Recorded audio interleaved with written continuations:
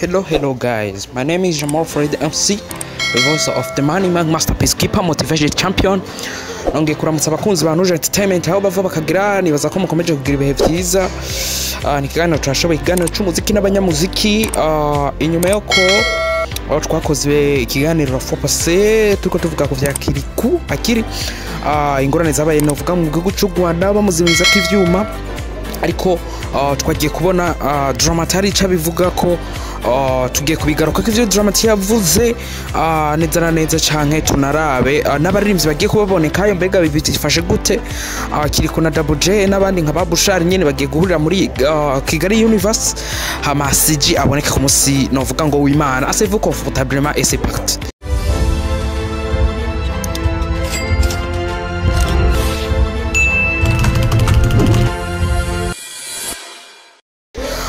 Rero ni makimbirane yabaye novuga ku munsi wa Mungu aho Kiriku bamuzimiza k'ivyuma babaye inshuro ya kabiri twabigarutse ko hano, ariko kandi ni Kiriku vyavuzwe ko inyuma yaho bagiye kuba banagwana Stefani bari kumwe abo bari kumwe bagiye kuba banagwana haza kubura irengero if telefone y'umenyesha makuru ari hano ngiza kubura, bivuga ko no gushika n'ubununsi bivuga ko iyo telefone itaratogwa.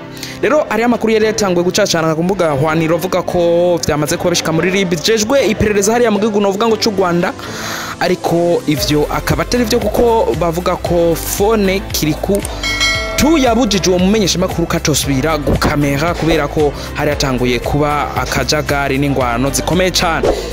Dramatari yavuze ati abanyarwanda ntibatwanga kuko nanje ivyo vyarashikiye hari gihe naja kuririmba ahantu ibintu bidakwiye, ariko bivana nuko ikintu umuntu acumva cyangwa ukuntu umuntu acakira, kuko ibintu byose jewe nakorewe sinashimye kubishira kuri media, kuri social media, ariko navuze ati hagiye ikintu kirinze kiba gitrendinga nuko kiba ari ikintu gikomeye. Dramatari nibaza kata ego kuba yagiye kuririmba ugasanga ari karirimba taho turi hari ntibisa nuko umuntu yozimiriza ko ivyuma muririmba. Dramatari ivyo barahuriyemo nibaza ko bidasa n'ibi vya Kiriku ego ntibisa kuko kira umuntu wese avuga ati mwishamba ico bahakura atinya mwishamba bivaye nico bahuriyemo.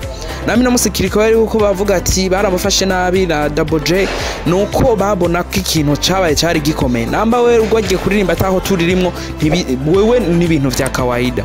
Rero apana kucuvuga ngumva ngo hari ibintu tuba dukwe ngo tutaba dukwe gushira habona mu gikintu cyose kiba cyabuje umutima ugwizwa kugishira habona, kandi iki kintu ibi bintu bihagaciro music yacu, bihagaciro novuga entertainment yacu, bihanagacira abaririmbyi bacu kuburyo n'uwundi azoja nyuma yabo azovuga ati abarundi barihagara cyangwa abarundi barafise agaciro.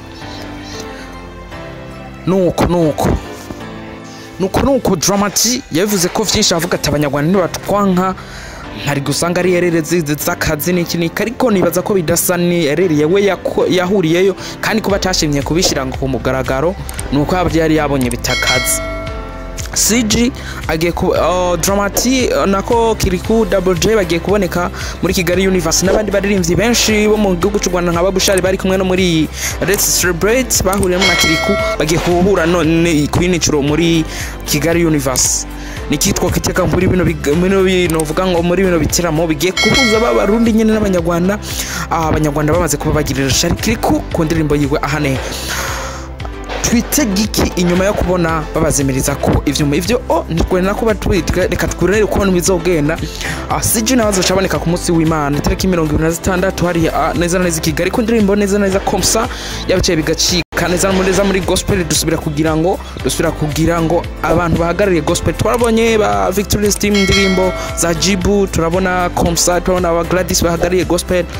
Nawe nyene urana kagiye kuboneka mu Rwanda. Amadili yo mu Rwanda situ aba artist mukwiye kuyitondera kuko ino musi mu Rwanda namba twarahafashe kubera hit. Bibaza ko abanyarwanda abagize entertainment batabishimiye mu gihe uri kuravogerwa n'umuntu wo hanze kirumvikana utegerezwa kugira wivu. Rero abaririmbyi mwicunge kabisa, murabe neza ntibize bibicire izina n'ibintu mwatigikiye. Yes nuko ya Nuje Entertainment kora subscribe na ikora trailinga kugira ngo ibintu bikomeze kuba bimeze cyane. Yari Jamal Fred MC, voice of the Money Masterpiece Keeper Motivation Champion ntore yatojwe. Ciao ciao.